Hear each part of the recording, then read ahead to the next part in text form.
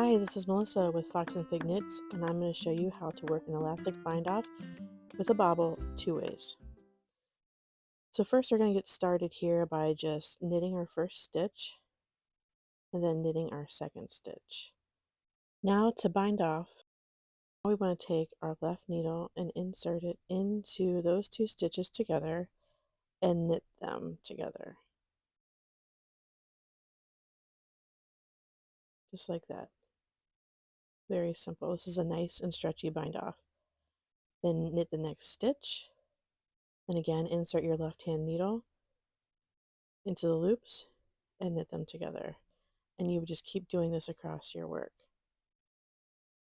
Let's work another one, same exact way.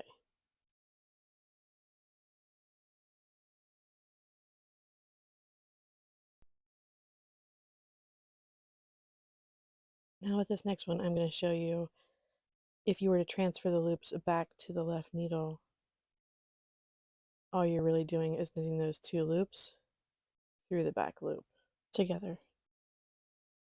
So it's easier just to go ahead and leave them on your right hand needle and insert the left needle and knit them both together. Now let's start our bobble.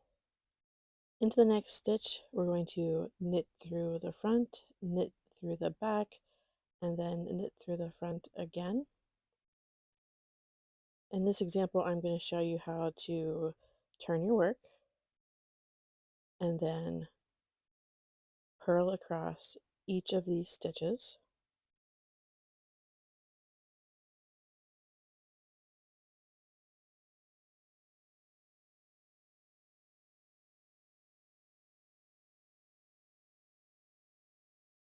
Then you turn your work again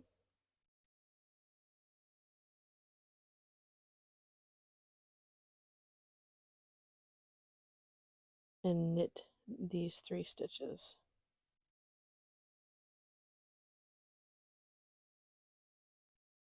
Now we have our three bobble stitches and our stitch on hold from the bind off. We're going to take the second stitch and the third stitch and pass those over the first stitch. Now bring your working yarn between your two needles to the front of your work. Slip your bobble stitch to the left needle, bring your yarn between your needles again to the back of your work. Slip the bobble back to your right needle, and now we're going to make sure our yarn is wrapped snugly under your bobble.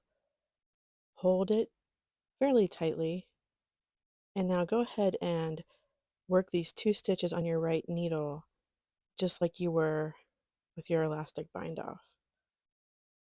So you'll go ahead and knit them both together. Our bobble is complete, and now we are ready to continue on with our bind off. So we just keep working the elastic bind off until the instructions tell you to make another bobble. Okay, here we are. Let's work another bobble. Now I'm going to show you my preferred method for making this bobble. It starts out the same way, knitting through the front, back, and front of the next loop.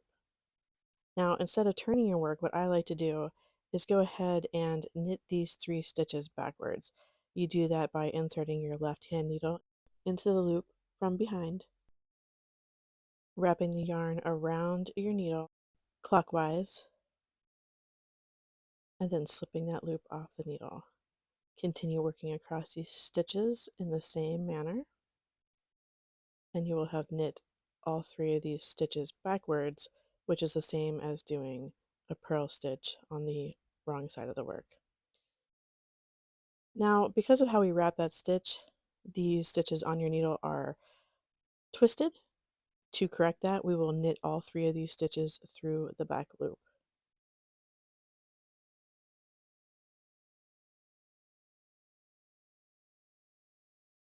And there you go.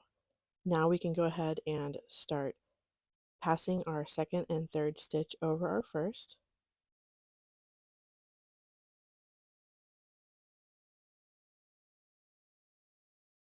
Again, we will bring our working yarn to the front of our work between the two needles. We will slip the bobble stitch to the left needle and then wrap the working yarn underneath the bobble. Sometimes I have to hold on to it. and then slip the loop back to your right needle.